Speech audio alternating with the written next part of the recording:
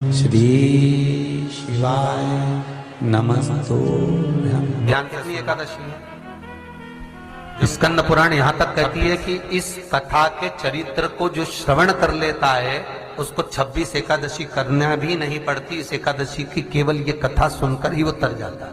बहुत ध्यान से सुनना इसको, कथा तो बड़े भाव से सुन लो इसको, है? बड़े प्रेम से।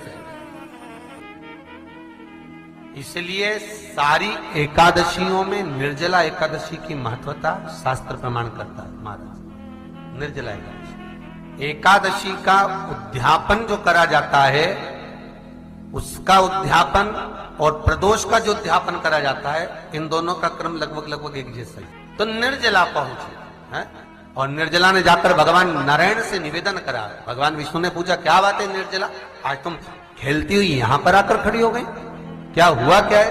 क्या तुमको गौलोक धाम में आनंद की अनुभूति नहीं हो रही जो तुम बैकुंठ में आई हो? निर्जला घूमती घूमती भगवान के सम्मुख में पहुंच गई। भगवान ने पूछ रहे हैं, बार बार पूछा, निर्जला हुआ क्या तुमको?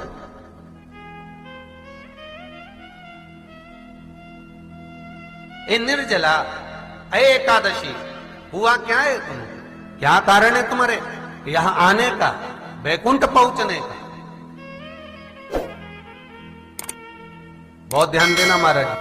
शास्त्र कहता है सोमवार, मंगलवार, बुधवार, गुरुवार, शुक्रवार, शनिवार, ये देवता वो देवता सबके व्रत कर लो, सारे व्रत कर लो, पर ये व्रत आपको परमात्मा के धाम तक लेकर नहीं जा सकते, क्योंकि इनका जो पुण्य है वो मृत्यु लोक में आप थोड़ा सा भी गलत करते हैं तो पुण्य समाप्त हो जाता है। पर हिंदू धर्म के 3 व्रत ऐसे बता दिए जिन व्रतों का पुण्य समाप्त नहीं हुआ।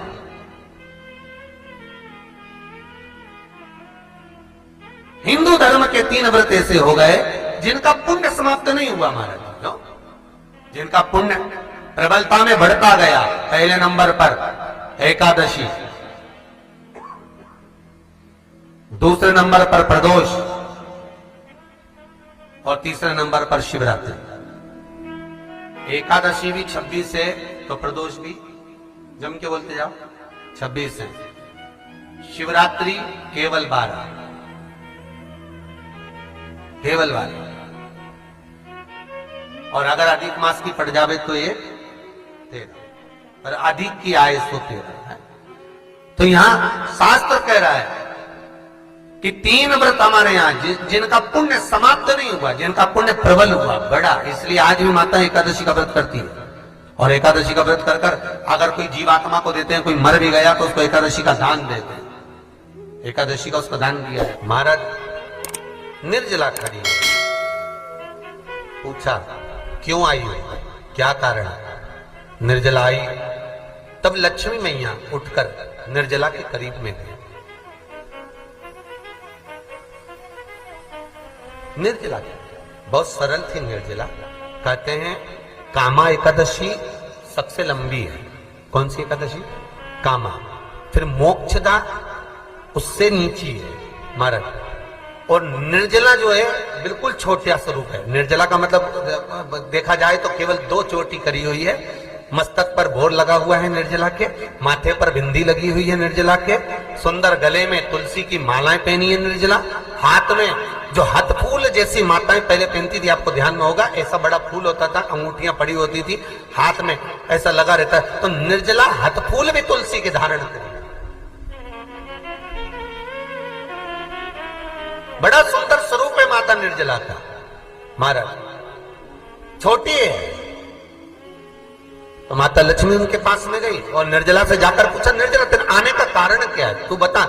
नारायण आपसे पूछ रहे हैं कि क्यों आई हो, किस लिए आई हो, क्या है तुम्हारे आने का कारण? निर्जला ने कहा, मेरी विनती केवल इतनी सी है मां, कि मैं ये चाहती हूं कि मैं जीव के प्राण छूटने के बाद उसके प्राणों को जिस समय मैं लेकर जीवात्मा के प्राणों को परमात्मा तक भेजूं, बैकुंठ तक भेजूं, गौलोक धाम तक भेजूं, उस बीच में मुझे ले जाते समय कई नरक भी बीच में पड़ेंगे, कई स्थान ऐसे बैतरणी आदि के स्थान बीच में आएंगे तो वो स्थान में मुझे रोका ना जाए, मैं सीधे भगवान के धाम पहुंच जाऊं। ऐसी कृपा, ऐसी दया। जितनी भी माताएं एकादशी का व्रत करती, बहुत ध्यान से सुनना आज की कथा को, शायद जिंदगी में मिली ना मिली, पर ये कथा का रिश्ता तो बहुत ध्यान से सुनना। स्कंद पुराण यहां तक कहती है कि इस कथा के चरित्र को जो श्रवण कर लेता है उसको 26 एकादशी करना भी नहीं पड़ती। इस एकादशी की केवल ये कथा सुनकर ही वो तर जाता है। बहुत ध्यान से सुनना इसको, कथा को। सबसे पहला नियम एकादशी व्रत का, सबसे पहला नियम है कि आप जिस दिन व्रत करो उसके एक दिन पहले भक्ति का संचार इस हृदय में करो।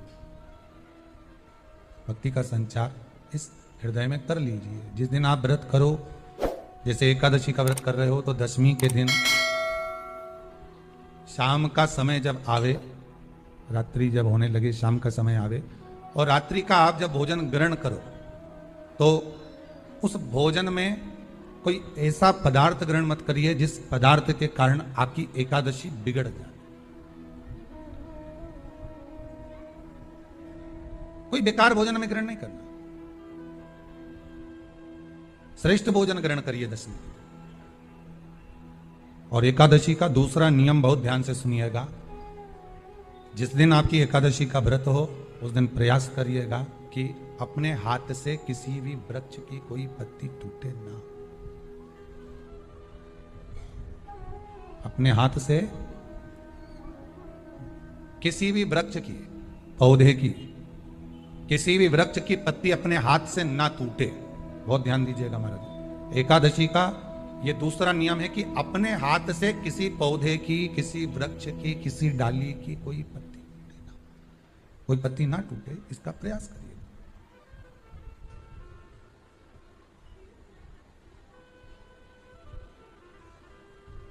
कितना सुंदर व्याख्यान कहा है, कितना सुंदर वर्णन है महाराज कि मात्र एकादशी का व्रत कर लेने पर, मात्र एकादशी का व्रत कर लेने पर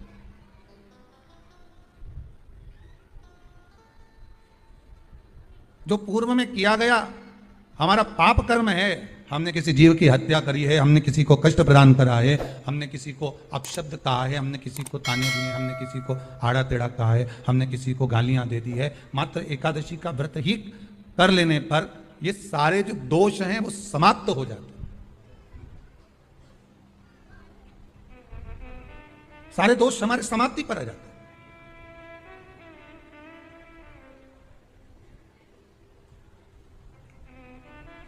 अब एक विचार करिएगा थोड़ा सा अपने मन में, अपने चित्त में, अपनी वृत्ति में एक बात उतारिएगा। एक अपने मन में एक बात को उतार कर रखिएगा कि आप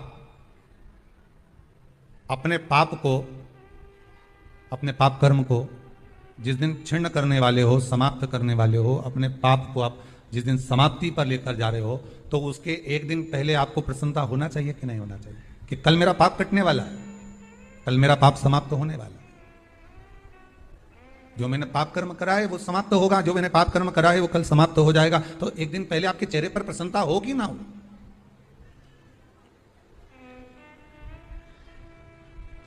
और चेहरे पर वो प्रसन्नता आपके आना चाहिए कि कल मेरा आकर खड़ी हो गई। अब निर्जला के दिन शिव महापुराण की कथा कहती है, स्कंद पुराण कहती है कि आप वर्ष भर की एकादशी का क्रम भले ना करें, पर निर्जला एकादशी के दिन जो तुलसी हम ठाकुर जी को समर्पित करते हैं, वो तुलसी, ध्यान देना, वो तुलसी अगर मान लो आपके पास में रखी है,